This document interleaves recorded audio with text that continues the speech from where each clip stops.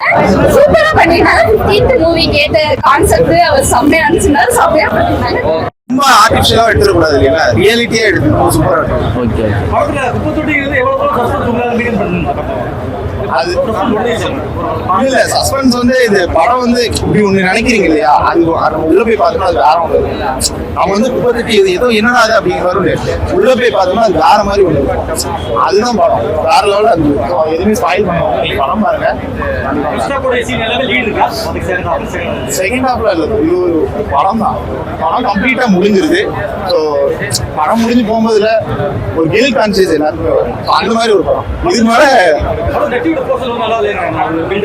சூப்பரா இருக்கு. என்ன வேணுமோ அது கரெக்டா இருக்கு. சும்மா அவர் இருக்காருன்னு சொல்லிட்டு நம்மளுக்கு அவர் இன்னும் கொஞ்சம் சீன் எடுத்து போர் அடிக்கிறாரு. யார் யாருக்கு என்னென்ன இருக்கோ பக்காவா கரெக்டா இருக்கும். ஸோ திவ்யா பாரதி எல்லாம் வராங்க, அவங்க சின்ன கேரக்டர் தான் பண்ணிருக்காங்க. என்னப்பா அதுக்குள்ள வந்து போயிட்டாங்க அப்படிலாம் இல்ல. வெனியூனா அவங்க சொல்லியிருப்பாங்க, கரெக்டா இருக்கும். இதெல்லாம் எடிட் அப்படிலாம் எதுவுமே கிடையாது. வந்திருக்காங்க, கரெக்டா பண்ணிருக்காங்க, எல்லாமே கரெக்டா. அப்படின்னா உங்களுக்கு கண்டிப்பா பாருங்க. இல்ல படம் அந்த சாங் இருக்கணும் அப்படின்னு எல்லாம் எதிர்பார்க்குறாங்க. நார்மலாக இப்போ மலையாள சினிமா நீங்கள் எடுத்தீங்கன்னா இந்த மாதிரி தான் பண்ணுவாங்க. அவங்க ஹீரோ ஹீரோயின் சாங்கு அந்த மாதிரிலாம் நிறைய அவங்க இது பண்ணுவாங்க. கதைக்கு முக்கியத்துவம் கொடுப்பாங்க. அந்த மாதிரி இதில் வந்து கதைக்கு முக்கியத்துவம் கொடுத்து இந்த சாங்கு போகணும், ஹீரோயின் கண்டிப்பாக வேணும், அந்த மாதிரி எதுவும் இல்லாமல் நல்லா சூப்பராக எடுத்துருக்காங்க. நல்லா இருந்துச்சு, பார்க்கலாம், நல்லா சூப்பராக இருந்துச்சு படம். இன்னும் போ லேக் இருந்துச்சுங்களா? இல்லை லேக்லாம் சூப்பராக இருந்துச்சு, நிறைய ட்விஸ்ட் இருந்துச்சு, எல்லாமே நல்லா இருந்துச்சு. அந்த மாதிரி பாத்தீங்கன்னா விஜய் சேதுபதி பயங்கர கமர்ஷியலா நான் சொல்லல, சரியான ஒரு சீட்டேஜ் த்ரில்லர்னு சொல்லுவாங்க. சூப்பரா மியூசிக் எமோஷன்ஸ் எல்லாமே கனெக்ட் பண்ணிருக்காங்க.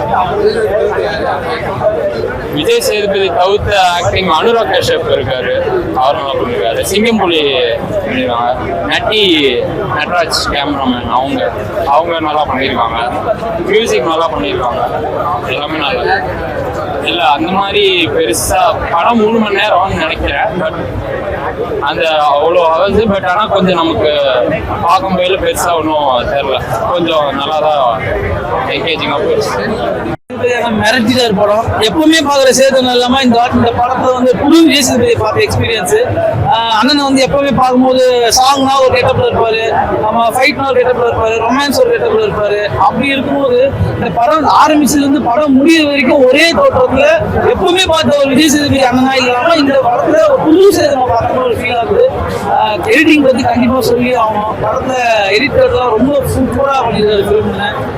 நட்டி சாரை பத்தி அவர் பர்ஃபார்மன்ஸ் சொல்லி ஆகணும். லாஸ்டா சொல்றது ஒரு டைலாக், உன் பொண்ணுக்கு இந்த மாதிரி இருந்தா நீ சும்மா இருப்பியா அப்படின்ற அந்த ஒரு எமோஷனல் கனெக்ட் தான் படத்தை தூக்கி உட்கார வச்சிருச்சு. வெயிட்டா கிளைமேக்ஸ் ஸ்க்ரீன் பிளே ரொம்ப பயங்கரமாக எடுத்துருக்காங்க. என்டர்டைன்மெண்ட் ஆச்சா? போர் அடிக்கல ப்ரோ, செம்ம சூப்பராக போகிற படம்.